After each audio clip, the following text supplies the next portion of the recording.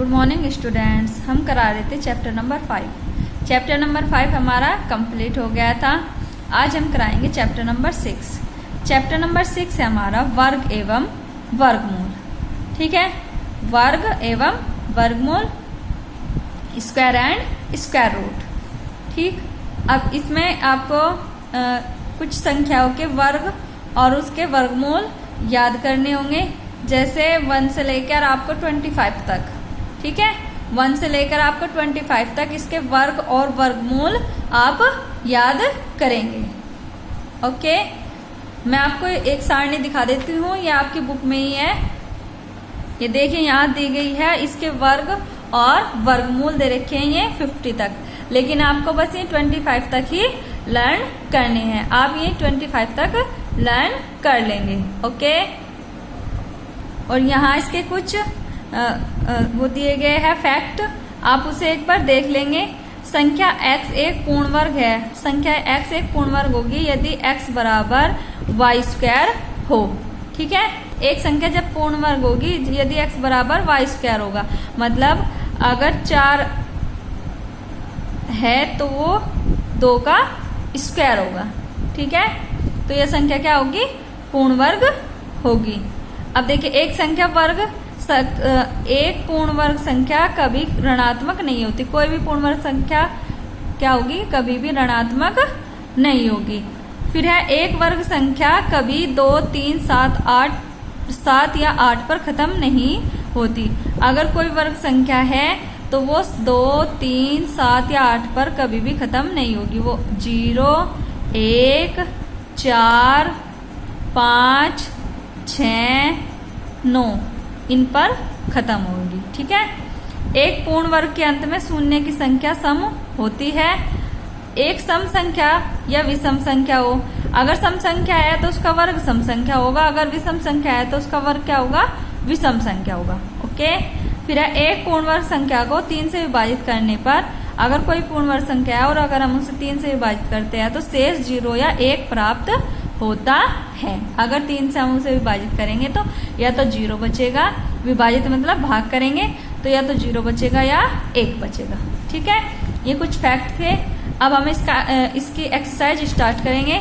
Exercise 6.1 में first question हमें दिया गया है, निम्नलिखित में से कौन सी संख्याएं पूर्ण वर्ग है, ये बताना है। इसमें ये बहुत सारी संख्याएं दी गई है, मैं आपको इनमें से कुछ संख्याएं बता दूंगी, बाकी आप खुद करेंगे। ओके, तो देखिए ये बताना है हमें कौन सी संख्या पूर्ण वर्ग है। जैसे कि 49 है, तो 49 क्या है? 49 अगर हम इसका निकालेंगे, अगर हम 49 के फैक्टर करेंगे तो देखो, अगर हम इसे 2 से डिवाइड करेंगे नहीं होगा। 3 से फैक्टर तो आपको निकालने आती है इस तरह से, तो 3 से करेंगे तब भी नहीं होगा, तो हम कैसे करेंगे? 7 से। तो 7 सती 49 और 7 ही कम 7। ठीक है, तो ये क्या हुआ? ये 49 कितना हुआ? 7 गुना 7, तो इसके 2 पेयर बन, मतलब इसका एक पेयर बना। अगर पेयर बन जाता है किसी भी संख्या का तो वो क्या होगा? पूर्ण वर्ग होगा। अगर यहाँ पेयर नहीं बनता, अगर यहाँ कोई और संख्या भी होती तो ये क्या होता? ये पूर्ण वर्ग नहीं होता। जब भी 2 के पेयर बन जाएंगे तो वो पूर्ण वर्ग हो जाएगा। अगर पेयर किसी भी संख्या, कोई भी संख्या इसमें रह जाएगी तो वो पूर्ण वर्ग नहीं होगा। तो 49 क्या है? पूर्ण वर्ग है, क्योंकि इसका स्क्वायर हो रहा, तो क्या है? पूर्ण वर्ग है। ठीक है, जैसे 64 का हम निकालेंगे, तो 64 का निकालेंगे 2 3 जा 6, 2 2 जा 4, 2 से करेंगे 16 आएगा, फिर 2 से करेंगे 8 आएगा, फिर 2 से करेंगे 4 आएगा, फिर 2 से करेंगे 2 आएगा, फिर 2 से करेंगे 1 आएगा। तो ये देखो पेयर बना, एक पेयर ये, फिर एक पेयर ये और एक पेयर ये। तो 64 के कितने पेयर, कितने बने? 3। तो ये भी क्या होगी? पूर्ण वर्ग है। ठीक है, फिर है 115।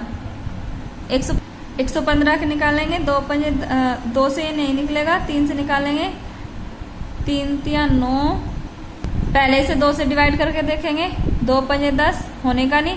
फिर 3 से देखेंगे, 3 तिया 9, बचेंगे 2, 25 हो जाएंगे, तो ये भी नहीं होने का, तो 5 से करेंगे, तो 5 दूनी 10 और 5 तिया 15, कितना हुआ 23 आया। ठीक, अब 23 तो किसी भी संख्या से नहीं कटेगा, तो 23 23 से ही कटेगा। तो इसके क्या 115 के फैक्टर क्या हुए, 5 और 23, तो 5 गुणा 23 हुए। तो अब ये क्या है, इसके पेयर नहीं बने। जब इसके पेयर नहीं बने तो यह पूर्ण वर्ग नहीं है। ठीक है, अगर पेयर बन जाते हैं तो पूर्ण वर्ग है, अगर पेयर नहीं बनते तो वह संख्या पूर्ण वर्ग नहीं है। ओके, इसी तरह से आपको इन सबके इसी तरह से फैक्टर निकाल के ये करने हैं। ओके, गुणनखंड करके इनके। अब देखिए क्वेश्चन नंबर 2। क्वेश्चन नंबर 2 है, निम्नलिखित संख्याएं पूर्ण वर्ग नहीं है। मतलब जो ये संख्याएं दी गई है, ये इसने कहा है ये पूर्ण वर्ग नहीं है, कारण बताइए। तो इसका हमें कारण बताना है। कारण मैं आपको बता देती हूँ, बस इसमें यही लिखना है हमें, क्योंकि इन संख्याओं के इकाई के लास्ट में क्या है, 2, 3, 7, 8 है। मैंने आपको यहाँ बताया था एक वर्ग संख्या कभी 2, 3, 7, 8 पर खत्म नहीं होती। ये यहाँ दिया गया है, क्योंकि एक वर्ग संख्या कभी भी 2, 3, 7, 8 पर खत्म नहीं होती, तो यह पूर्ण वर्ग नहीं है। ये इसने दिया है, बस हमें इसमें कारण बताना था कि यह पूर्ण वर्ग संख्या क्यों नहीं है, क्योंकि इनके इकाई के लास्ट में 2, 3, 7, 8 है, इसलिए ये संख्या पूर्ण वर्ग नहीं है। अब है हमारा क्वेश्चन नंबर 3। क्वेश्चन नंबर 3 है, दर्शाइए कि निम्नलिखित प्रत्येक संख्या एक पूर्ण वर्ग है, वह संख्या भी ज्ञात कीजिए जिसका वर्ग दी गई संख्या है। मतलब यही दर्शाना है कि इसमें ये सारी क्या संख्या है, पूर्ण वर्ग है, ये हमें निकाल के इन्हें दिखाना है, जैसे फर्स्ट क्वेश्चन में हमने दिखाया था। तो इसमें फर्स्ट दिया है 4, 4, 1। फर्स्ट में दिया गया है इसमें 441। 441 के हम क्या करेंगे, गुणनखंड करेंगे, 2 से भाग करेंगे, होने का नहीं, 3 से करेंगे, 3 एकम 3, बचा 1, 3 चौका 12, बचेगा 2, 3 सते 21 हो जाएगा। तो 3 एकम 3, बचा 1, 3 चौका 12, बचा 2 और 3 सते 21। ठीक है, फिर 3 से करेंगे, 3 चौक 12, 3 नम 27 हो गया। फिर 3 से 4 से भी नहीं होने का, 5 से भी नहीं, 6 से भी नहीं, 7 से होगा, 7 सती 49 और 7 एकम 7। तो 4, 4, 1 के जो फैक्टर बने वो 3 गुना 3 गुना 7 गुना 7। तो यहाँ क्या बन गई है, पेयर बन गए, ये 3 का स्क्वायर और ये 7 का स्क्वायर। ठीक, तो ये क्या हुआ, एक पूर्ण वर्ग है। तो ये हमें दर्शाना था कि ये पूर्ण वर्ग है, ये हमें दर्शाना था। तो यह संख्या पूर्ण वर्ग है। अब इसने कहा है वह संख्या भी ज्ञात कीजिए। तो वह संख्या कैसे ज्ञात करेंगे, दोनों इसमें से हम क्या ले लेंगे, एक का पेयर ले लेंगे। 4, 4, 1 का जो वर्गमूल अगर हम निकाल लेंगे यहाँ, तो वो क्या होगा, 3 गुणा 7, 3 सते 21। तो वो संख्या जो होगी वो क्या होगी, 21 होगी, क्योंकि हम इसमें से एक का संख्या, जब हम इनका वर्गमूल निकालते हैं तो इन पेयर में से एक का संख्या हम यहाँ ले लेंगे।